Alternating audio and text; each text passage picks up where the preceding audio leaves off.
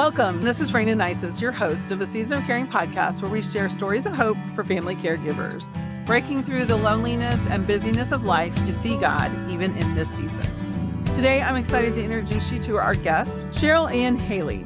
CherylAnn lives in Tampa, Florida, where she advocates for better dementia care and education. In honor of her mom, because she is more often referred to as Sandy's daughter than CherylAnn, she named her coaching company Sandy's Daughter. With 40 plus years of management experience and a master's degree in Christian studies and counseling, CherylAnn became an independent, positive approach to care certified coach after following Teepa Snow to learn how to best interact with her mother, who has vascular dementia. As a PAC independent coach, member of the Dementia Care and Cure Initiative Task Force of Tampa, an Alzheimer's advocate, and Sandy's Daughter, CherylAnn partners with families caring for someone living with dementia, helping them to make decisions and find necessary resources available to them on their journey. She also offers support groups and workshops to local communities and organizations. Thanks, CherylAnn. We're so glad to have you today. Thanks for having me. So tell us a little bit about mom and what caregiving looks like for you right now in this season. So my mom is very independent and very outspoken. And actually, I think I find a lot of people that are caring for their moms that are like that in this age, which has probably made me very independent, very outspoken, which is why I'm here. She has been in a community since the end of 2020. I had to put her in a facility after she talked a police officer into jump starting her car and sending her on the road to Tampa from her home and was missing 5 hours. So, oh my gosh.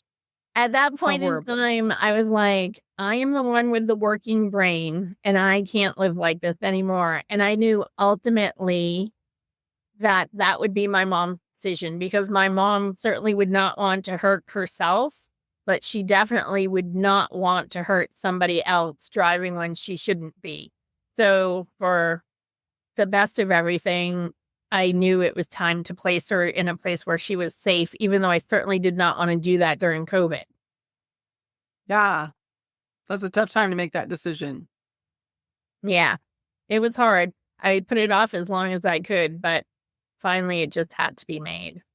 So how do you feel like your caregiving is different now that she's in a facility versus when she was at home? Well, when we initially started this, I was absolutely clueless about Alzheimer's or dementia. I sometimes share that in the beginning, I noticed there was something wrong with my mom. And so I sat her down very matter-of-factly one day and asked her if she was having an affair, because she had these missing time periods and couldn't explain herself. And now I look back on that and think, oh my gosh, if I had known more, then maybe I would have been able to pinpoint what it was. And so that went on a while before we even started looking into the dementia aspect of it. So at the beginning, it was just me not understanding what was going on. I think back and I asked myself, what did I think was going to happen in the future? Did I think that she was just going to keep repeating the same story over and over again? And yeah, I think that's what I thought.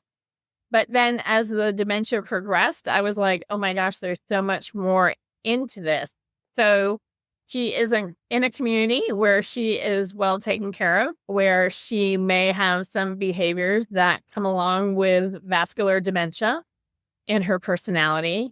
But I am able to visit her probably about 4 or 5 times a week and spend some time just really focused on engaging her and having the best moments that we can have with each other. I try to spend my time engaging her rather than being an aide in the facility. It can be really difficult to be that caregiver and remember to maintain the relationship. I think it's something that we really have to be intentional about, and definitely is something you can do. But many times, even when they're in a facility, like you said, you're still there. So it's not like you're just like, oh, this is easy, no big deal, right? You still have those constant visits and those opportunities to really interact. So that's great. Yeah. What would you say was most surprising to you about moving into that caregiver role? All the decisions that needed to be made. I had no idea how many decisions were going to have to be made. I guess I never fully understood how many decisions I made for myself on the daily. True. And then when you add in making decisions for somebody else, it's just mind boggling, And when we talk about it, we think like major end of life decision. That's one aspect of it. But there's so many others. Like, okay, so I have to buy my mom new pajamas. Would she prefer long sleeves, short sleeves? Would she prefer night shirts? What would she prefer? What material would she prefer? And it's all those small decisions, which realistically, depending on how far the dementia has progressed, those tiny little decisions are huge. If I buy my mom something and she looks at it and says, that's ugly, I'm not wearing that. And I think to myself, oh my gosh, I went to the store yesterday and I spent 3 hours just finding that for her. And now she doesn't like it. She doesn't want to wear it. And like, I didn't know that was going to be her personal preference. It's just big. Like the small things become big. There are so many things we don't know about the person that we're caring for. And like you said, I always felt like, well, I would want somebody to know what I like, because we don't think about how different everybody's preferences are, because ours are so ingrained. And so just something as simple as finding tennis shoes or a jacket, it's especially for my dad, it was like he wanted the same thing. And so we had to learn, once we finally found something he liked, it was like, okay, we're buying 3 of them. Right. Yeah. Well, that works. Write more, send in 4 more, and love them. One of the other things that I didn't know about my mom that was a struggle, and this is kind of more of a caregiving aspect of it, I would try to help her get into her pajamas. So I take my shirt off like this, just like over my head. Overhead. Yeah. Well, I don't know if my mom always did it this way or just does it differently because I'm helping her, but she like takes one arm out and then pulls her shirt over her head and slides it off her other arm. So when I was trying to take her shirt out like this, she was getting really angry and frustrated with me. And she'd be like, what are you doing? Stop doing that. And it was like this struggle. So one day I finally sat down and said, okay, let me see how she takes off her shirt. And then I saw the one arm come out and then go over her head. And I was like, oh my gosh, who knew that there are different ways to put your shirt on and take it off? But exactly. Small things in caregiving that like go a long way once you get that down. They really do. One of the things that we did was when caregivers took over cooking for my dad, one of the benefits of having him at home was that we could feed him whatever we knew he liked. And so that way we could continue to keep him eating. Whereas sometimes when you place them that, it's just not the same. And so sometimes they don't. My dad was a pretty picky eater. And so making sure that he had what he wanted. So you leave a caregiver, for example, one of the things my dad grew up on was rice with raisins and milk. And so a lot of people had not heard of that. It might be a Southern thing. I don't know why, but a lot of people hadn't heard of that. So the caregivers, especially young caregivers, are like, what do you mean rice? We're like, you need to boil the rice and add the raisins and put the milk. And Dad likes the rice hot, and the milk, they're putting cold milk on it. Yep, just put cold milk over the top of it. But just those simple things. It's so funny how we all have our own preferences. And we really haven't paid attention to that for the ones that we're caring for, especially with dementia, until you're like in a place where they can't do it for themselves, and then they don't want it. They won't eat the same. So we developed menus, and I made a little system where I actually said, okay, this is dinner. So it's hot dogs with sauerkraut, and that means he wants mustard and ketchup. I had to go through every little detail that you just never really think a whole lot about. So there are lots of details to be able to help make them as happy and healthy as possible. Right. I mean, my mom's been doing this. She's 80 now, so she's probably been putting her shirt on by herself since she was 4. She's been doing it 76 years. She's not going to change it now. Nope. Yeah. And it's so interesting because when you said she pulled her arm out, I thought, well, she's going to pull her other arm out and then put it over her head. Because a lot of times when you're dressing little kids, you put it over their head first and then put a hand in a hand, But no, that's really interesting to go one arm and then over your head. You just never know. Right. Today's episode of the Season of Caring podcast has been brought to you by No Regret, Hope for Your Caregiving Season, my book that shares stories and tips and ideas of how to help your parents or those that you're caring for throughout your caregiving season. The first 10 chapters include tips and ideas of hiring and firing companies to work with, dealing with doctors, medication management, and that menu system that I developed to help communicate my dad's preferences. And the last 6 chapters have to do with self-care tips and tools that I use during my caregiving season to live a life that I loved, even during that caregiving, and to have a life to walk back into after that season was over. You can find No Regret, Hope for Your Caregiving Season at all major retailers. I do offer a special signed edition at noregrets-book.com or a full bundle with my new journal and some other special goodies. So feel free to check that out. Join me as I continue my conversation with CherylAnn. So do you have a favorite caregiving story that you'd like to share with us? So when we first started out, because there was probably a couple of years that my mom had dementia and I wasn't aware of it. And so she would deflect from anything with sarcasm and sometimes hurtful comments. So when I kind of thought it was dementia and I was like, okay, then we went and got the actual diagnosis. That was still kind of shocking to me. The actual diagnosis, this is what she has.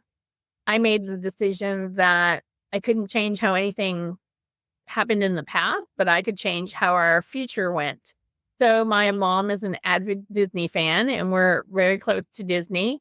And we had at some point in time said that we would stay at every Disney resort at least once. Wow. So I was like, okay, we're going to do this. And so I placed her at the end of COVID.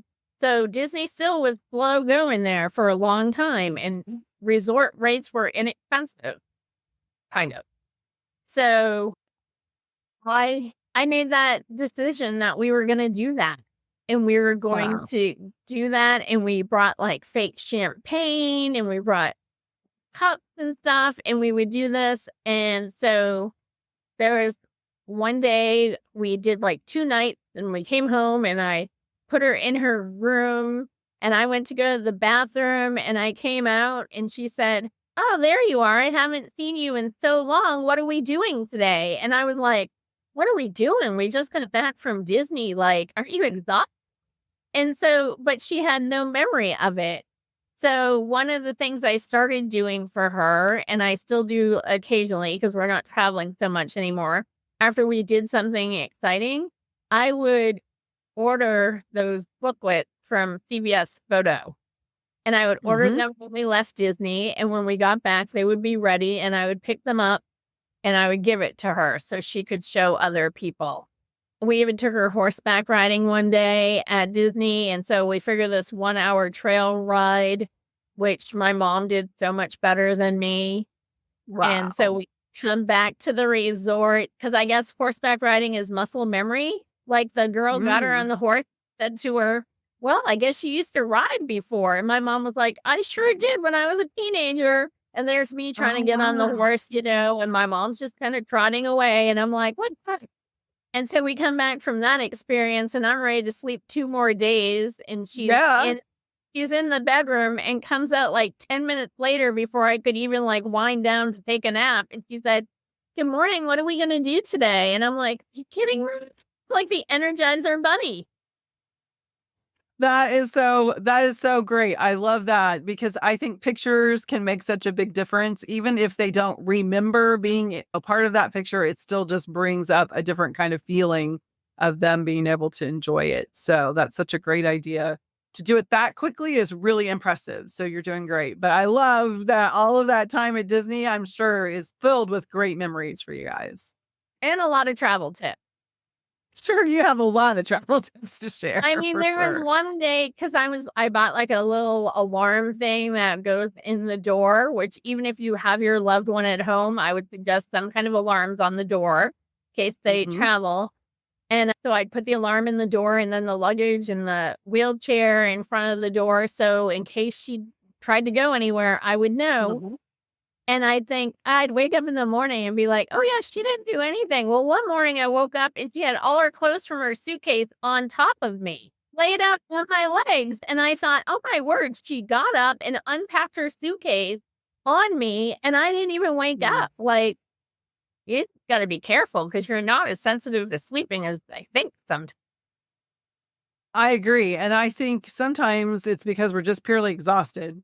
And so we were doing better initially, and then we get so tired that we don't hear as much as we think.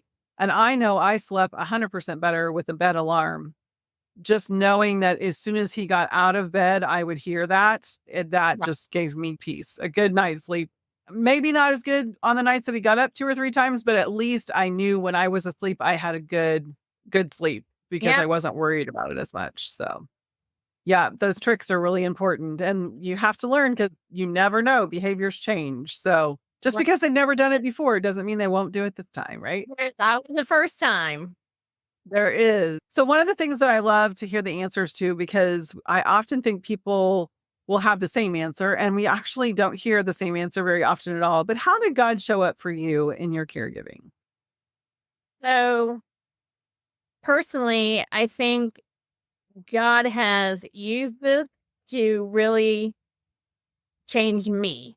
So I didn't start to be a practicing Christian until I was 30. My mom, again, very independent, taught me to be very independent and self-supporting. So kind of the opposite of being a Christian.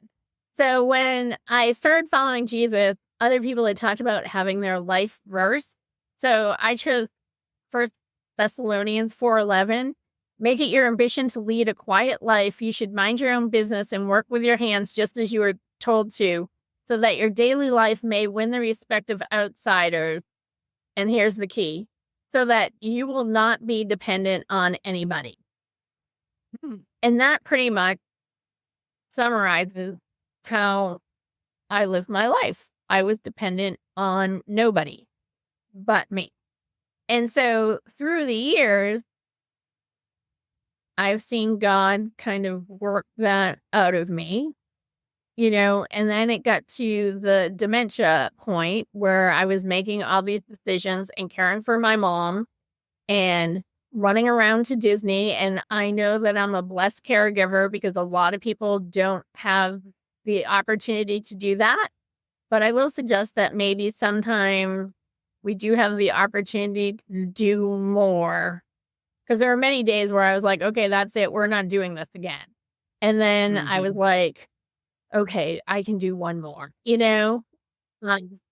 So I don't want to joke and say I suffered through that, but there's things that people probably could do with their loved one that maybe they're hesitant to do. And I hope that hearing me gives them the courage to try to do that little extra thing.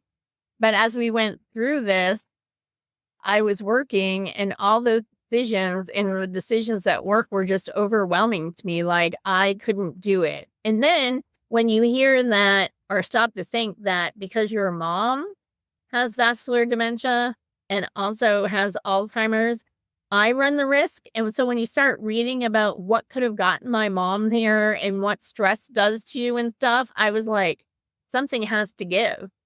And so I was like, God, this is everything I have, and something has to give. What's going to give? And I honestly felt like he was like, okay, you're going to have to stop working. And I was like, stop working? Who's going to provide for me? Now, who is God? God is our provider. So here I am feeling really stupid saying, who's going to provide for me? But God, who's going to provide for me?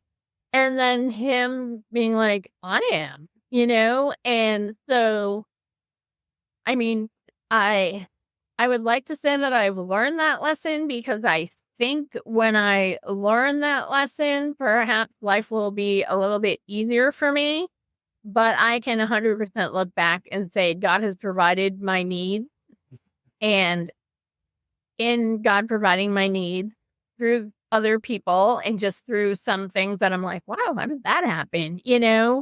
I think also not only do I need to know that God provides for me and that I can depend on him, but also I need to be grateful, more grateful when he does provide for me.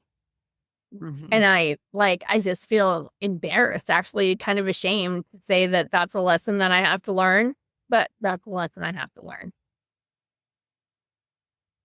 We can be quick to ask, but not always quick to say thank you, right? Right. Sometimes we Yeah. just don't notice that that's where it came from. We just are busy going and we get what we wanted and we just kind of keep on going, right? So, yeah, I think that's something that many of us can really stop to acknowledge and to be really grateful for. And the discipline of gratitude really can make such a big difference to Right. help us to pay more attention to those things. And you kind of see this played out, like watching my mom with dementia. Sometimes I see that played out, like somebody will go, like these people are showering her and they're helping her get dressed. And then she'll turn around and call them like a rude name or something. And part of that, the dementia, but still you're like, Mom, you should be kinder. You should be more grateful. And then I'm like, oh, I should be kinder. I should be more grateful, And so it's how amazing how it plays out that way. Definitely. We know biblically suffering leads to sanctification. It leads us closer to God and if we choose to use that opportunity more like him, but we have to make those choices. We have to be intentional. What would you say is one thing that helps you to live content, love well, or care without regret? I think, well, the Holy Spirit for sure. Yeah. I think just stopping and checking myself. I make sure that I get, this has been something that I've been really fight hard for is getting my sleep at night, 7 to 8 hours of sleep. And so this sounds like another silly thing, but I learned to get a full night's rest. I have to go to sleep earlier. Like if I know I'm going to get up at 6:30 and I want 8 hours of sleep, I have to go to bed like by 10. Like I can't stay up till midnight and have to get up at 6:30 and then wake up the next day and be like, why didn't I get enough rest? And that's Right. an important aspect of maintaining my personality and making sure that I can interact with my mom well, her people in her facility well, other people around me. And that's just been like an overly simplified way to make sure that I'm making better decisions. Back when I was working and not getting enough sleep and really running myself ragged, honestly, that kind of like far away in many cases. Right. And providing for myself, just stepping back and making sure that I'm taking care of myself more than providing for myself. Seems selfish sometimes, but like it's what has to be done to be a better, happier CherlyAnn. Yeah. Yeah, it really is. Sometimes something that seems simple, like getting 8 hours of sleep, isn't as simple because it's something that we're quick to sacrifice, but it really can have a big impact whenever we become intentional with it. So, great suggestion. What would be one last thing, a little nugget of truth you'd like to leave with our listeners and possibly then how they might connect with you if they want to stay in touch? So I think one of the most important things to do is pause, become educated, learn as much about dementia as possible for yourself and for your loved one. Don't necessarily take like little sound bites here and there, but really research it and step back and look how it applies to your person and yourself. Oftentimes we say if you've met one person with dementia, you've met one person with dementia. Everybody's different. A couple weeks ago, somebody said, they say that my sister has dementia, but she's not me. So maybe she doesn't have Alzheimer's. Yeah. And I'm like, so you think all people with Alzheimer's are mean? And she said, yes. And I said, did you see that on a commercial on TV for a medicine? And my favorite commercial. She said, yes. So I said, okay, let's play this commercial. I'm like, so I pulled it up on my phone and I'm playing it. And I said, in this part of the commercial, the daughter walks in and grabs the mom's toothpaste out of her hand. I said, if I walked in and grabbed your toothpaste out of your hand, would that make you angry? Would you swat at me? And he said, yes. And I was like, okay, so you have to dive deeper and not just take the little sound.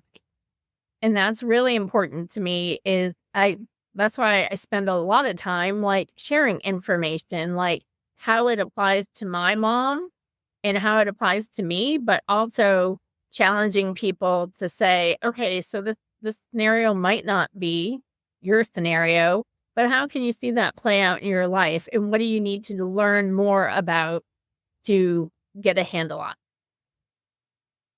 So important. I totally agree with you. Especially, we know in this day and age that most of the information we're getting are in sound bites. Right. And there are good sound bites and there are not good sound bites. But none of that, just a sound bite, is not enough to truly understand what's happening, both in how to care for ourselves and how to take care of whoever we're caring for. Right. There's a lot of information out there. I'm so in love with brain research and learning more about how our brain works. And that's, I think, is what's so awesome about TIPA's program, is just talking about what's really happening in the brain so that we have a better understanding of what is happening so that we can then understand the behaviors a little better. But that's true in everything. If we truly get a better understanding, not that we're going to have a knowledge base like a doctor, but we can have a deeper knowledge base than we have so that we can be more prepared for what's coming and also be more aware of how to support the person that we're caring for. Now, I will say one of the things that my mom's neurologist taught me is my mom's neurologist refers people to me. Because he admittedly says, I don't know anything about really caring for these people and how a caregiver manages their stress and how a caregiver best interacts with people. He said, I don't know about that. I can know about her brain and I can know about the behaviors that come from her brain, but like the care aspect of that, I don't know. And so I would 100% tell people, make sure they find a doctor that communicates clearly and humbly. Like, that's awful. I will humble for him to say that, and people said, well, he's not a good doctor if he doesn't know that. No. This is not his specialty. His specialty is my mom's brain. Me interacting with my mom is not his specialty, because sometimes one of the hardest things that we as care partners have to learn is sometimes to change our loved one's behavior, we have to change ourselves. Yes. And that's sometimes a hard pill for us to swallow. It is difficult. But I think it's true. There's so much to learn. We can't know it all, but we can know more than we do. Right. So, 100%. Yeah. So, CherylAnn, tell us how people can get in contact with you and keep up with all that you're doing. I think the best way, the way that I use the most often and update the most often, is my Facebook page, which is called Sandy's Daughter. And so, that's what people refer to me as all the time. It's Sandy's Daughter. So I named my company and my Facebook page, Sandy's Daughter. So I will post a lot of information of things that I've learned, sound bites that I've seen that I think are very beneficial to others, and just information that I know. And I'll try to break it down like it's Brain Awareness Month. So there's a lot about, for me, the early signs of Alzheimer's. Like, I should have known them and I should have known what to look at for them. So I've taken some of those and then translated over what that looked like in reality for me and my mom. Daily tasks of daily living became difficult. Well, what did that look like? My mom kind of stopped going to the grocery store. She stopped cooking. I went to her house and was like, there's no food in here. Like, what are you guys eating? Decorating her Christmas tree. For 4 days, I heard that she was decorating her Christmas tree. And so when I got there on a Saturday and it had 5 ornaments on it, I was like, Mom, I thought you've been decorating it. And she said, oh, I have been decorating it. And I was like, what is she? Like, I was just like, what is she talking about? Why is she lying to me? But it's not. It was like she probably started to go decorate her Christmas tree all 4 of those days and maybe got 1 ornament on there and that was it, And so I tried to pull it apart. Like, how it applies in real life situations. Very good. Thank you again, CherylAnn, for being here today. Thanks for letting me come and talk and share. Audience, thank you for joining us for Stories of Hope with CherylAnn. A Season of Caring podcast has been created for sharing stories of hope for family caregivers to help them live content, love well, and care without regrets. If you have any financial, legal, or medical questions, be sure to contact your local professionals and take heart in your season of caring.